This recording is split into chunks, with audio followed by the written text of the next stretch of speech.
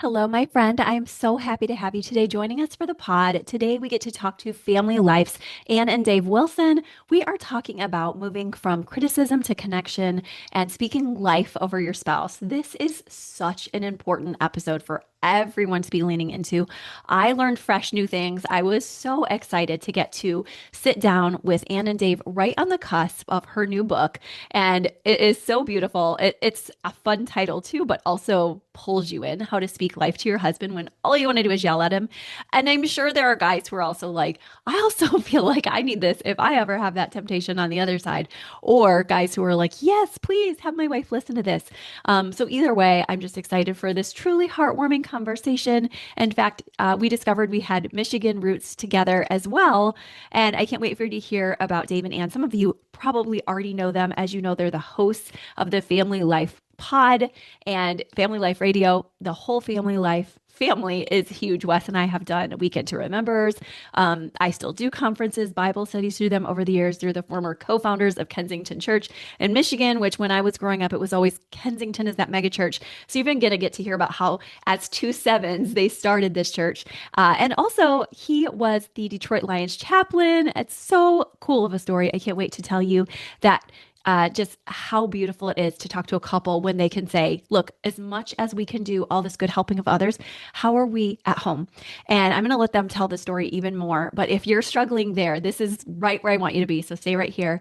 And then also don't forget that today, as we share, the book is in the show notes and we have our Enneagram Relationship Intensive on its last day of early bird if you want to make sure you actually get a deeper dive into your coaching journey as well here. So I'm thankful. I'm excited. I know that you are ready for this. Let's talk to Ann and Dave right now. Dave and Ann, I am so thrilled to have you on the Enneagram and Marriage podcast. Thanks so much for joining us. We are thrilled to be with you. Yep, we're glad to be here. Oh, thank you. We are having so much fun already. We had to press record to bring you guys in on it. We are three sevens here. You guys are going to tell us about yourselves. I want to hear your wings. A lot of our listeners are very nuanced, of course, with Enneagram. If you know anything more than that, like whether you're a self-pres, sexual, social, anything Enneagram you know, we'd love to hear. Plus, tell us a little bit about yourself. You have some beautiful stories. You're doing so much out there. Well, first of all, we think as you listen to us, you should analyze everything about us. Okay, I You love it. don't know. I hope you'll tell us by the end of the show so that we can learn. But we're both sevens. I'm close, like I'm a wing eight for sure. I've even when our kids were little, I thought maybe I'm an eight, but I think I'm a Mhm. seven with a wing eight for sure. Am I a wing eight? I think I am. I don't know. Sometimes I think you're a six and sometimes I think you're an eight, but maybe Krista's see, maybe she's gonna figure it out You for you you. can you can psychoanalyze me, but Love uh that, guys. You're question so for fun that you're letting me you do that. is how many marriages are seven, like two sevens, and how do those marriages do? It's rare to have two of any type together. Oh, Um, but when we do, we see a lot of powerhouse moves because there's a lot of traction flowing in the same direction. There's a lot of understanding about what it's like to be me. You get it so intrinsically. There's not this huge disconnect of who are you? I mean, we still have that, of course, because male and female are so different. But in terms of a lot of the ideation and visionary qualities, you guys get it.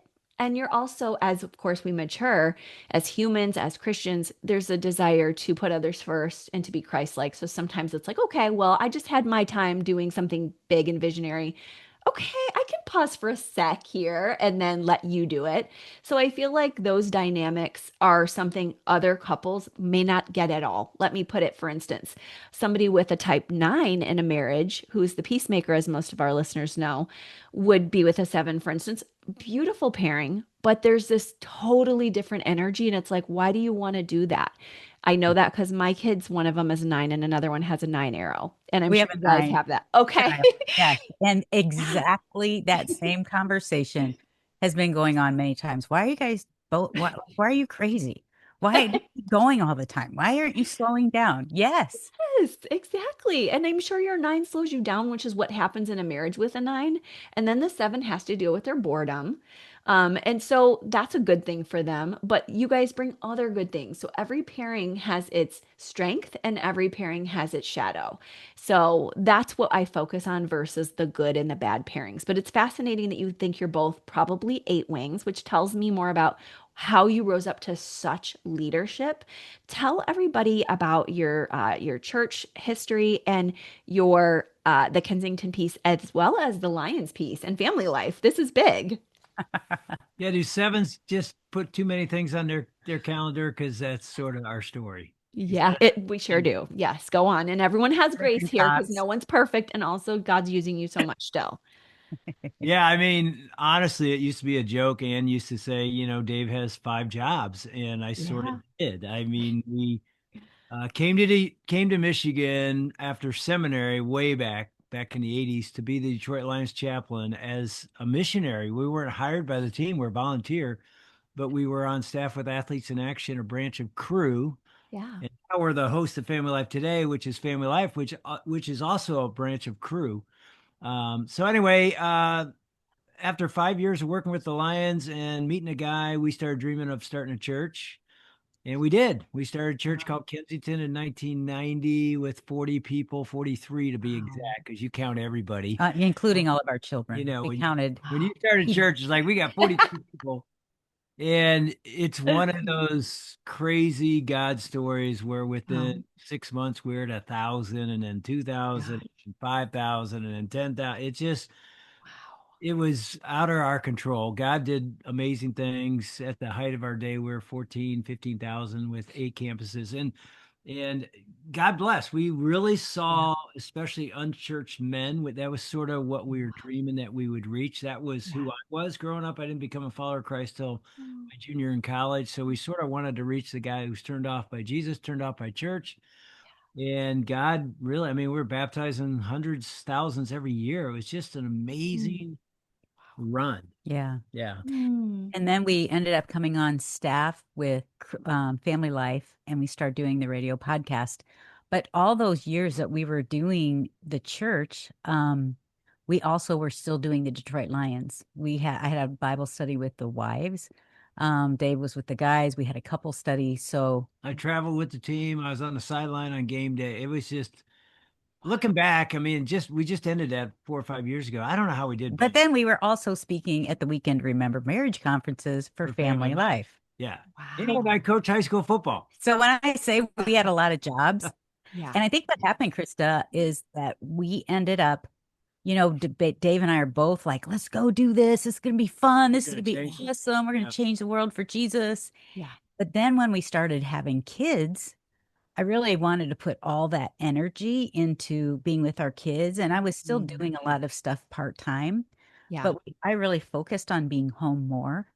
But I Mm, also got kind of resentful of Dave during that time. Like, you've left me behind. If I'm going to be behind, you should be behind with me in some of these areas instead yeah. of taking on more. So that created some real tension for us. Mm. And did you ever learn your Enneagram subtypes within this of like I Oh, mentioned? Because that's my next book's topic. I It's want to in, know about I'm that. going to send you guys my first book because it's chapter 4, but these are a big part of our personality work, these three desires. And I can already hear that Dave has this huge heart for social and needed it. Truly, I mean, that is the church being social and helping people who need Christ. And it's not that you didn't, but it's just that you also, Anne, needed and found this family preservation or self preservation as like it becomes so big when moms are nesting. Yeah. And then as a seven, you're like, this also really counters my seven because I can't get out there and do it. So why should you be having all the fun out there? So Yeah. these instincts are important. And then the third one, of course, is that one-to-one intimate or sexual, where that's probably a good place for couples to meet, is like we each survive differently. Some of us survive socially, some of us survive and remember surviving as a kid with like one person, or we're hoping that relationship with our partner will be everything. And Mm. then others of us are like, no, I need my security with my family. I need my little nest. I need a nest egg. I need these cars or this health screening. And so you find in marriage that these can be really big catalysts for making each other better because, wow, Dave gave you the social and you help him with the self-pres or something. But it can also be huge shadows, as you can imagine, when you're terrified because your spouse is never home or because you're feeling like all my spouse wants to do is sit around or all they want to do is be intimate, but nothing else. Does that make sense? Totally. I'm so intrigued by this, and I always love the Enneagram stuff. So we're going to have to learn more. We're going to learn a lot today. We are. I'm analyzing already because I'm like, I I see know. Dave's social. But let me come back because you guys said a lot there. And I think it was beautiful to hear that you, like most couples listening, knew that difficulty of how marriage can be really hard when we have littles because there's just a lot going on. Is that something that you guys pulled through as you learned more about each other? Or tell us how that evolved a little bit, at least in terms of that dark moment.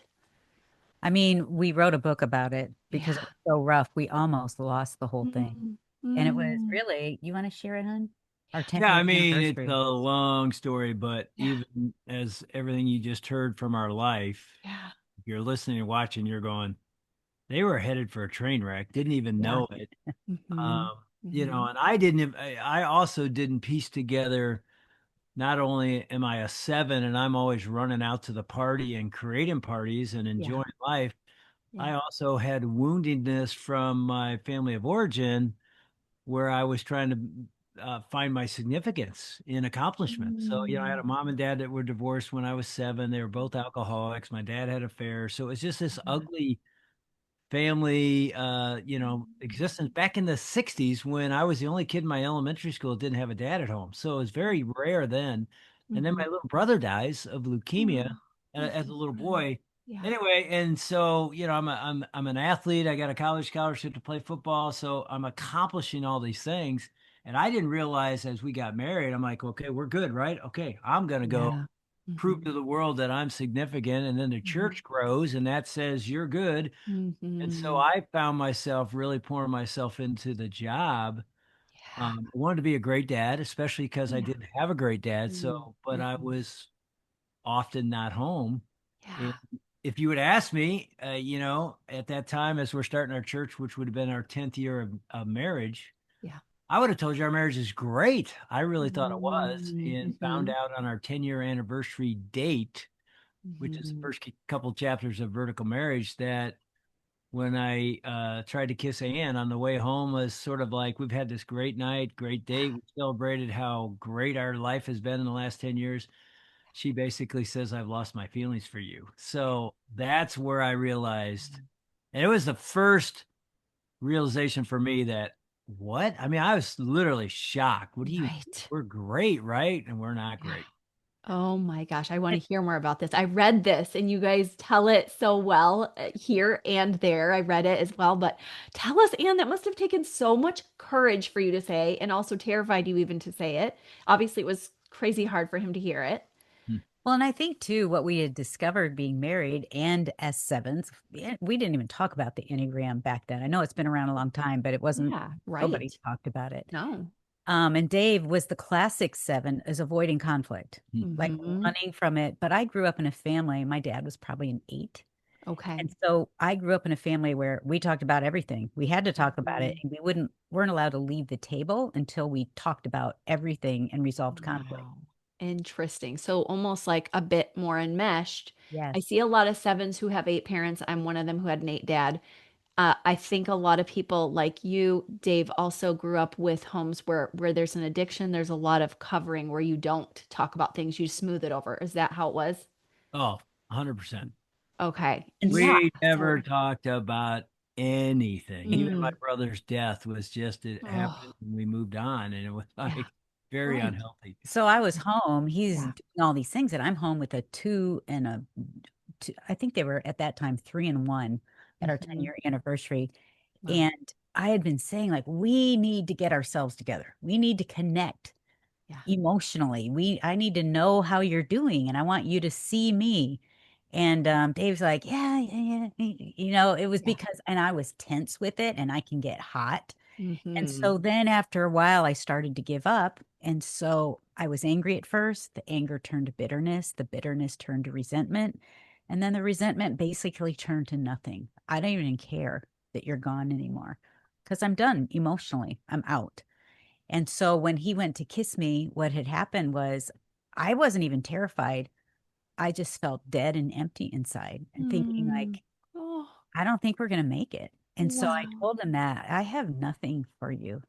And Oh, he said crazily that he thought we were a 10 on the scale of 1 to 10. Like, we're yeah. doing great. Yeah. Yeah. And I was like, are you kidding? We're probably more like a 0.5. Yeah. But I was resentful of that because I thought you're out doing so much that you Yeah. don't even get what's going on here in the home. Yeah. So that was a real pivotal time in our marriage. And we Mm. basically resurrendered to Jesus. Like, Mm. God, we need you. We need to put Yes. you back in the place where you belong instead of everything else. Mm. So he really changed us. But then Yeah. we get into the elementary school years, and that was our pattern. Everybody has a pattern, and you can Yeah. probably see it. Like Dave's running hard. Yeah. And so then we got into another valley because every marriage has its peaks Oh, yeah. and valleys. And so we hit another valley, which prompted our newest book. Well, I want to hear about this. I love the title, How to Speak Life to Your Husband When All You Want to Do Is Yell at Him. I'm extra, this is a fun title first. Shocking. It's got the 7 and the 8 as we've understood Yes. here. But I definitely want to name that as you're telling your story that I work with so many couples and we're running into this a lot. So this is why I'm asking everyone, if you're double tasking, come back to us because there's a lot of women you're going to tell us more, but who are very upset, Mm. who are rising up into a masculine space. Sometimes we can even see it. My husband's a PA, and sometimes it's testosterone, literally. I just heard that from somebody yesterday. They needed a testosterone blocker. Sometimes it's these kinds of hormonal things. We always need to check on it. But oftentimes it's these emotional spaces of, I don't feel that you were able to hear me before, so I'm rising up to meet you in the yelling in this space, and it is not working for them. And you're basically saying they divorce. So I'm so thankful since we know we're in this conundrum. Tell us more about the book. Tell us more about what we can learn with you about it. Mm. Well, it kind of came to a head because Dave is much kinder than I am, or an avoider, probably both. Yeah. An avoider. Mhm. Yeah. But he doesn't really, I will tell him when I'm frustrated or when I'm longing for more, or would ask him to step up. And Mhm. he basically thinks everything's great. He's awesome to be married to. Yeah. I love that. Yes. He's just easy. But I was asked to speak at a women's group at a church. Yeah. Our kids were in elementary school. I was busy. Dave was the pastor. I said, Mhm. Dave, you should come with me and we'll do it together because Yeah. they would love it if we would do it together. He goes, Yeah. yeah, we can do that. And I'm like, well, and this is a total 7 too. Yeah. What do you want to speak on? He goes, I don't know. Let's just wing it. Right. That's a total 7. Yeah. So we get up on the stage, and we had been speaking already together, but we get up on the stage, and Dave gets super animated. We're sitting on stools. He gets up and he's walking and pacing on the stage, and he Mhm. starts sharing things I have never heard him share ever in our lives. Oh, And he wow. starts out with, like, ladies, I don't know if you get what it's like for us as guys, because usually we have someone in our lives, a parent usually, that's cheering for us, that telling us that we're good at something or good job, and they're encouraging us and cheering. He said, and Mhm. then we get older, we find out kind of what we're good at, what we're passionate about. So we have a teacher, a coach, or someone's like, hey, you are great at that. You're great at that. And he said, I played college football as a quarterback. So on Saturdays, I've had people cheering for me, like, Dave Wilson, you're the man. Mhm. And then he Mhm. finishes it off with saying, and then I met Ann. And basically, of all, by marrying me, to me, it communicates of all the men in the world, I choose you, Dave Wilson. You're the man. I'm sitting Mm. on this stool thinking, I've never heard any of this. He's never shared it. Yeah. I've never even thought about it, but that's Yeah. interesting. But then he dropped this bomb, and he said his voice gets lower and he goes, and then you know what happens after we're married for a while? It feels like for us as men, and it feels like for me as a man, I walk in the door at the end of the day, and Mhm. all I hear now is just boo, boo, Yeah. Oh my boo. I'm sitting on this chair back here, like, wait, God. what? What just happened? What? Yeah. What is he talking about? Yeah. And we get in the car on the way home. I don't even know how we end it. We get in the car, and I'm like, what was that? He goes, I don't know. It just came out. Just God gave me that one. Yeah, it was important, it And sounds I like. responded like, you think I boo you? I am helping you. Yeah. I see all the things. And I'm like, Mhm. everybody's like, oh, Dave, you're amazing, but I am helping you to be better. And he Yeah. goes, but is it working? I'm like, no, it's not working. I have to say it more often or louder because it feels Yeah. like you're not listening. And he Mm. just said, I don't know, Ann, it just feels like I can't do anything right and you have to tweak everything I do. Mm. He's never said that ever, Yeah. but I really needed to hear that. Yeah. Honestly, I was super mad. Yeah, when I said it on stage, Yeah. again, I hadn't planned it. I'd Mhm. never said it out loud. I should have said it to her in our family. Right, right. It was the Ideally. wrong place to say it, but when it was coming out of my mouth, I was like, this is exactly how it feels. Hmm. I mean, Yeah. I finally was like, I've articulated it. That's it. I feel cheered out there and I feel booed in here. Hmm. And it's interesting, we've shared that story for 30 years now around the country, and men connect to that. They're like, Yes, that's what I was going to say. It's that's not a great. seven thing, it's a male thing. It can go either way. I mean, sometimes men do that to women, but Hmm. it's a real deal, you That's know? so true. Yeah, we're all remembering Enneagram type here that sometimes women are like, that is my love language or that is my typology. And that was the missing core wound as a child. So I'm sensitive to that. But most of the time, it's somebody with that masculine, or it is a male who is really feeling that most. And I think it also goes into those desires I mentioned that maybe you're thinking, you're so good at this one part of life, but I could just like you said so well, Anne, I could just tweak you, make you a little bit better, you know? And some people honestly like that. Like I also do Myers-Briggs, and people who are uh certain types on the Myers-Briggs really enjoy that, and they really love it. Like, oh, was it too salty? Like, what did you think? Because I would that like means so that. much. Accuracy users, we call them Myers-Briggs. So you would like that. And my husband would like that. He's a type one perfectionist. So he likes to know. And he goes, what do you want from me? Like, I want to know, how can I change my body for you? And some of us are more authenticity users, like, I don't want you to change. I want you to be you. So it's neat how you guys found this. Like, he says it. Yeah. Now we're realizing, coming back to Enneagram for a second, and analyzing, Anne has got a 6 and an 8 on both sides. These are two reactivity types. She's also got a 1 arrow that is, sometimes critical because sevens go to 1 in stress. And a Um, three. yeah, Got and you have a 3 in your tri-type. Okay, so that on top of it, truth teller. And so all of this coming to him, not encouraging, but taking from him. What did you guys do with it? Because it doesn't take just, we all realize just insight is not enough alone. Like, okay, that's not good, but like, I'm still hurting. How did you deal with that, Anne? Well, it's interesting because we had this big discussion in the car, and one of the things Dave said, I feel like you like me, but I feel like you love me, but I don't feel like you really like me. Mm-hmm. And it was interesting. I went home and I was so mad. And this is the part of for us and for me, especially my faith part is so important. I went upstairs to my room. I got on my knees and I started venting to God. Like, Mm-hmm. Lord, can you believe he would say this about me? Like, that is just so wrong. And, Yeah. I got all that out. But then as I get more quiet in my spirit, I Mm. ask God the question, God, do I boo Dave? Is that true? Yeah. And Mm. I never feel condemnation from God. I feel more of sometimes I'll feel that little angst in my spirit. And I felt like he prompted me. And I felt like he said yes, first of all. Yeah. Yes, and then I felt like he prompted me to pay attention to both my thoughts about Dave Mm. and my words to not only Dave, but to our sons. Wow. Because Excuse me. No it's problem. really easy to be so critical. And as moms, we feel like this is my job. I'm training them, I'm teaching them, I'm doing all this. And even we can roll into that with our husbands, and our husbands don't need to be married to their mom. Right. Be married to a wife and not a mom. And so Mm. I went on this journey of really asking God, and it really comes from, first of all, Proverbs Yeah. 18:21 says, the tongue has the power of life and death. Mm. And so that I was like, man, that's true. And then also in Romans 12:2, 1 and 2 are my favorite scriptures, but Romans 12:2 says, Romans 12:2 says, don't be conformed to this world, but be transformed by the renewing of your mind.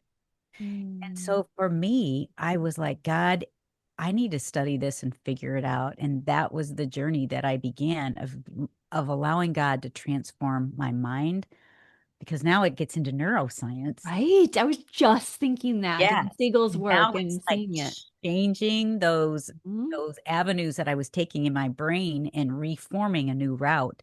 And that took Mhm. some time, and it was so well worth it, because I'm just going to say this, my booing Dave and critiquing him had the opposite effect that I hoped it would.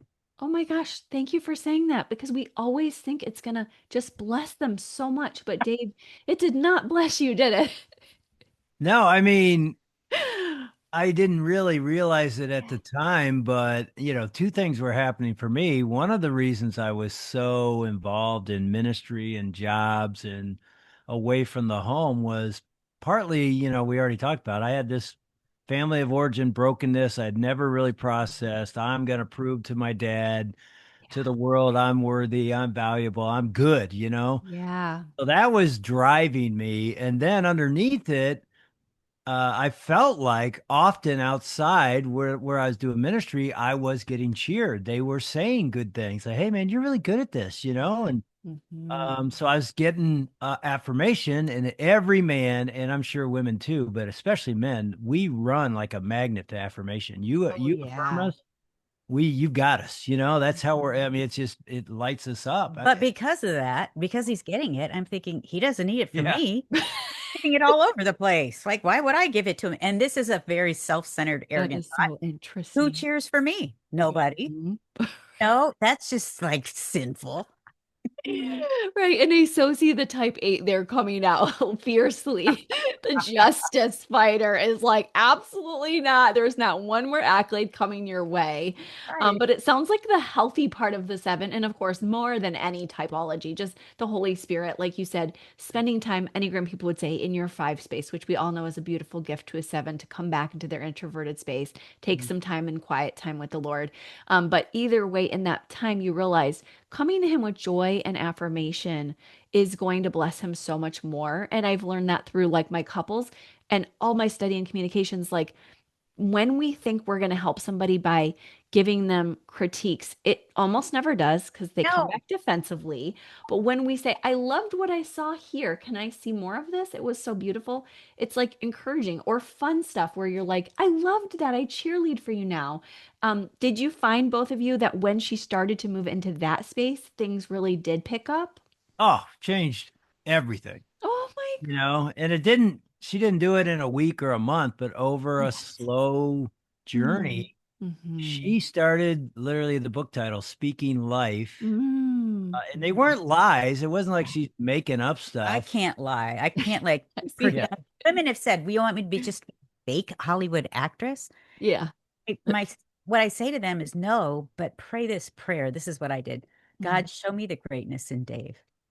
Amen. And I've had women say, Mhm. like, there's nothing. And Mm. I would say, well, God sees something because we're made in his image. So That's he right. sees greatness. And we also married them because we saw something in them. And so Yes. I started to pray, God, show me the positives, show me the greatness. And God began to answer those prayers. And it's also now rewiring my brain because Mhm. I was stuck in such a rut that I would be folding clothes, complaining about, well, he's not here and oh, he's going to be gone, or I have to do this and this. And I felt like God stopped me one day and said, what would happen if you prayed for him as much as you complained about him? Mm. And so again, that's that rewiring. And so instead of going down that path, I would start thinking, what are the great things about him? Mm. Then I Mhm. would have to say it. And I didn't want to be fake. And so here's an example. Mhm. I would complain about Dave spending more time with the boys or leading spiritually or praying with them. And so this one night he went upstairs, he prayed with the boys. And again, I have this new vision. God, show me so that I can see what he's doing well. And I watched him and he came out of the room and I said, man, I'm so jealous of the power you have over our sons.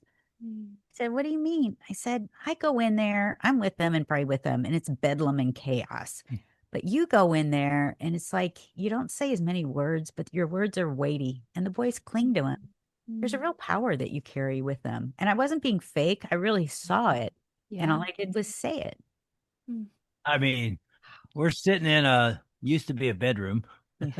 Yeah. Now it's the studio here in our house, and that conversation happened right out there in the hallway Mm. 25, I don't know, years ago. And I remember it like that was a Mm. powerful, and all it was a comment. And I remember just thinking, she thinks I'm good. Oh. She thinks I'm good and I have power. I tell you, the next night, I'm running up these stairs. I'm running in with the boys. Hey guys, let's go. It's just like, and she didn't do Oh. that to motivate me Mhm. to lead spiritually better in our home, but it was just the power of words of life instead of death. Now, Yeah. we aren't saying that you never speak hard truths to your husband or your spouse. You Yeah. have to. But if Yeah. that's all they're hearing, Yeah. it's pushing them away and it isn't changing them. And you already know that because you're Mhm. like, yeah, I notice it doesn't work. But Yeah. if you're depositing life and Mhm. positive, and I believe in you and I see greatness in you and thank you, and Mhm. then you have to go, hey, I have to say something that I just got to share, and you're not going to like it, but you got to hear it. Mhm. That's going to impact in a great way, and she still does that. Mm. There's hard truths that she has to say, but Yeah. man, there's no one in my life that believes in me Oh.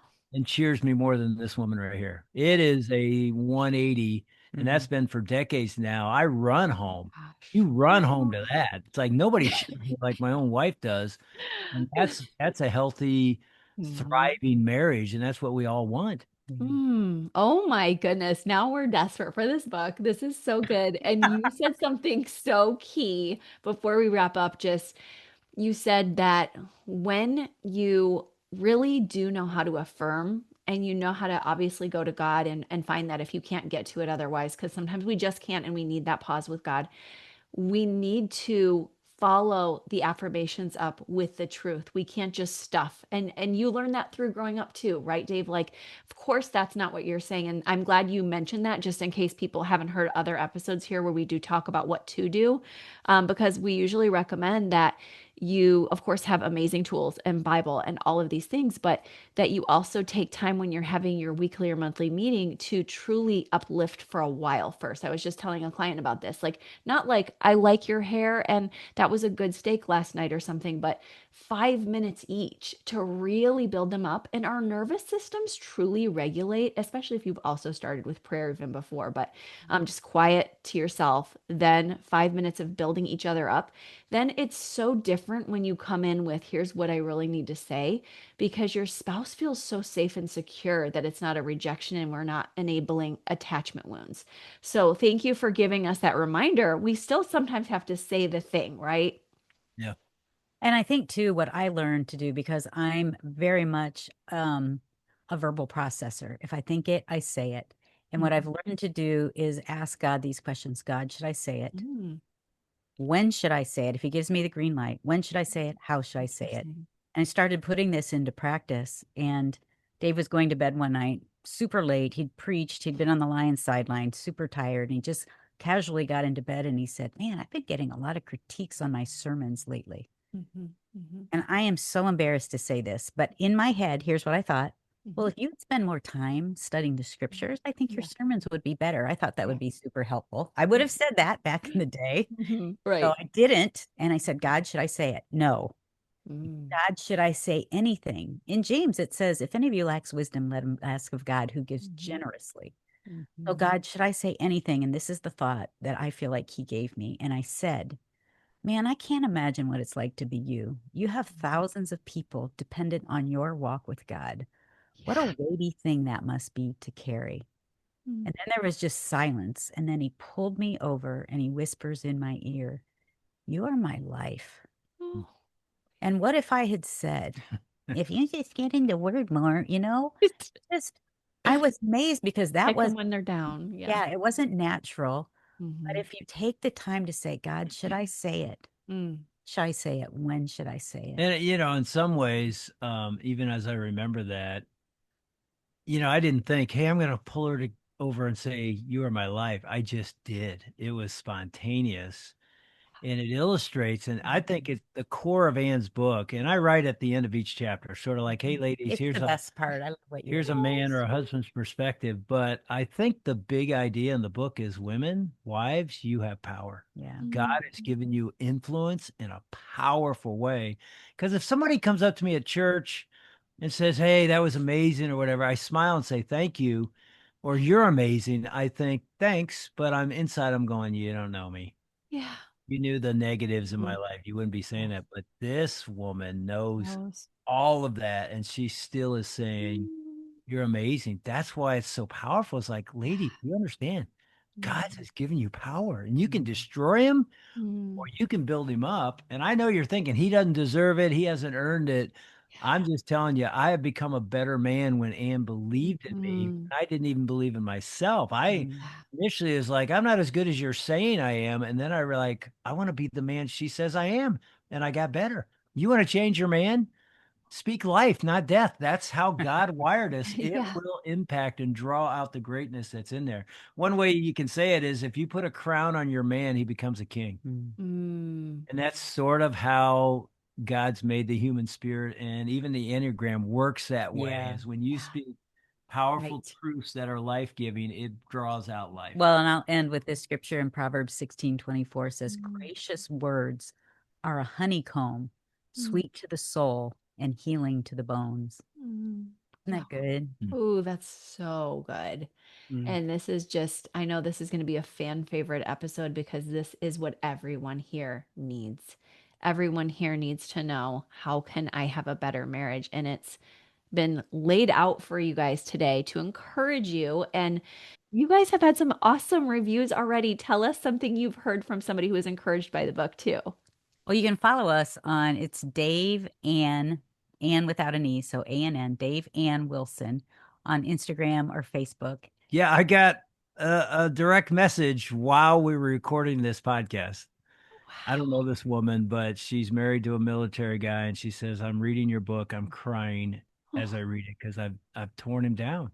Mm. I mean, I'm not gonna. It's a long, long direct message, but she's like, "I'm Oh, apologizing again and again for oh, things I've done to him over the years, and I need to turn and change." Hmm. oh my Ah, gosh. I had somebody tell me, message me last week. She just said, it's working. She said, I've tried to change my husband for years. And we don't do it. I don't do it to change Dave. It really is putting a mirror up to my face to change me. But as a result, she said, my husband's actually changing and he's becoming this different person. Oh So it's my God. cool to see the transformation of what God can do. That's beautiful. I'm so grateful for the book too, because I know it has more. I'm convinced you're now both seven wing eights, although I think that you have probably ah, different of those three instincts that complement each other. mm, And I think that why I'm saying really I'm excited about the book is because whenever I see somebody with an eight part of them, it's eights are amazing clarifiers. And I don't always have that. Like you said, we talked about before we got on. My husband thinks I'm developing my eight a lot more. But generally, my six has run the show where I'm like planning everything. And it can get in the way and complicate sometimes. As much as I appreciate that troubleshooter, it can complicate things when you're trying to communicate and deliver a message. And so that's why sevens are often accused of our bunny trails because we do go on them. But you guys, with your eight, you gave us some very powerful, succinct tools we can take right with us. So I appreciate today. And can you tell everyone where they can get more of this on your show and also in this beautiful new book? Yeah. yeah, well, our podcast, and it's also a YouTube channel now, so you can watch it or listen to it. It's called Family Life Today. So just search for Family Life Today, and it's obviously anywhere you get your podcasts. And Family Life actually has an app if you want to get the Family Life app. And then our books, you just buy them wherever you want to get them. We've got the vertical marriage book, we've got a parenting book, No Perfect Parents, and then the latest one is Anne's How to Speak Life when all you want to do is yell at him. Here it is. Oh my gosh, beautiful. I love it. Thank you. Beautiful. It also brings that lightness we need when we're getting into heavy topics. So thank you so much, you guys. You have been such a joy. Everything's in the show notes too. Awesome. I'm so glad we got to learn from Dave and Ann. Their beautiful story is one of hope and healing, and yours can be too. As you grab their book out of the show notes, follow them at Family Life. We have all the links for you. I loved hearing about the person who's just like, oh, I wish I'd had this sooner. So make sure that you grab it now so that you can begin making changes now. Think on that one thing you need to do. Maybe it's grab the book. Maybe it's I need to sign up for the Enneagram Relationship Intensive. Maybe it's you need to follow them at their channels. I want you to make sure that you do the one thing you need to from this episode so you don't lose sight of the beautiful family and life that you're creating. I look forward to talking to you soon. Thanks for being here with us today. Bye bye.